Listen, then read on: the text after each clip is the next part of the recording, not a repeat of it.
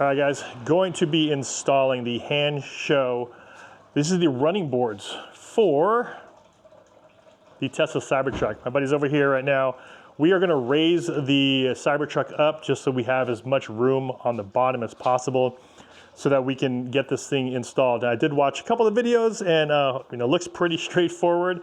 So hopefully it's not gonna be too difficult from what I know. And seeing that I believe you're not gonna need any like jacks or lift up the car or have to do anything too special with it. Pretty straightforward as far as the bolts go from underneath. It should bolt right into the factory holes that are there. The running boards are going to be installed right here. And the nice thing is with these is that you don't have to remove anything as far as like the stock panels or anything like that. They are going to be bolting on straight from the bottom. It looks like we got all the brackets. We have one. So this is what the brackets look like. Just like that. These are going to be hooked up to the very bottom, going onto the factory screw holes that are on the bottom of the truck. It comes with a 10 and a 13. And from what I remember reading and watching, these should have indicators on here that tell you which one goes where. You can actually see on here, they have numbers on them. So this one says R4, which I'm assuming is right 4. So we'll take a look at that first and see the other one. We have R3. Now, as far as texture goes, there is a texture on it. So of course it'll be best for grip. So that's nice. And it does come in this kind of flat black.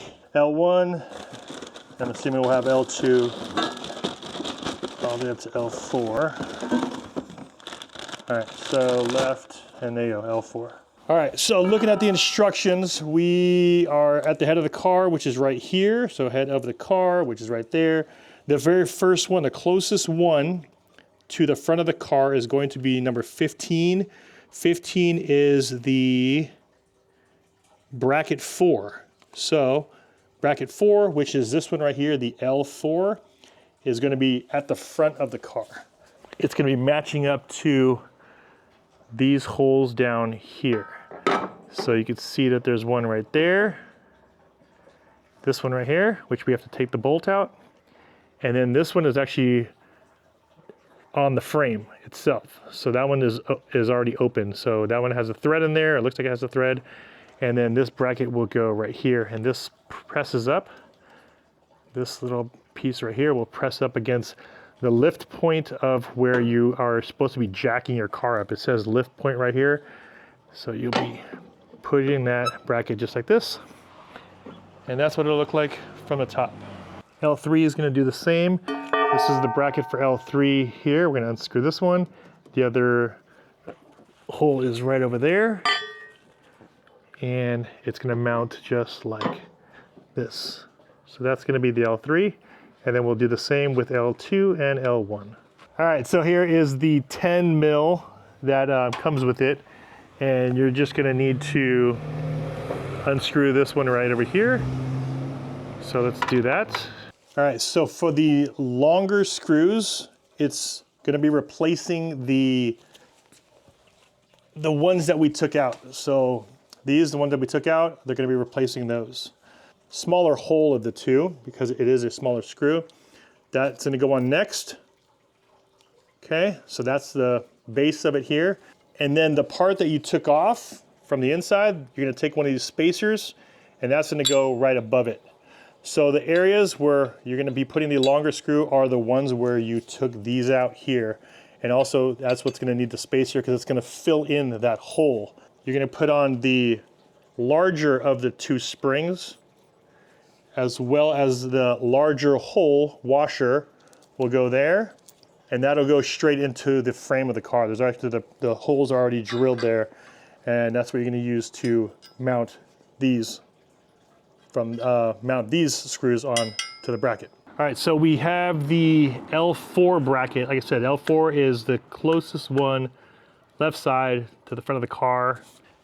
Now what you're going to do here is, like I said, the spacer is going to go in this hole, and then this will go on top of it, just like that.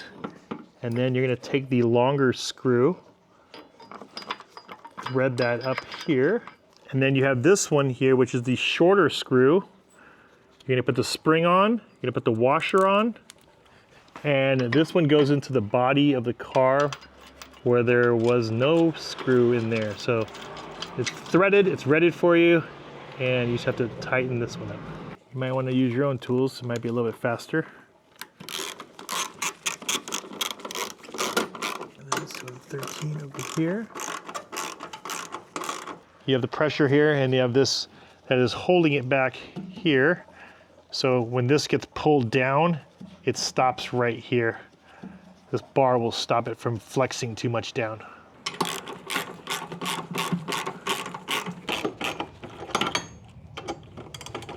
All right, so we got all 4 brackets on of these bars that come out.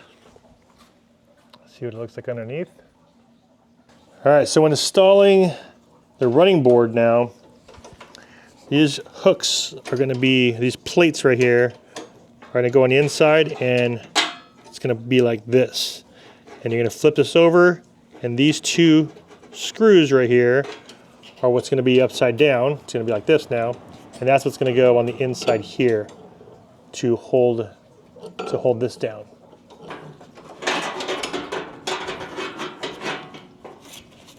Those are slid through. You just have to lift it up here and slide it in. You're gonna lift up this running board to get the bracket in there.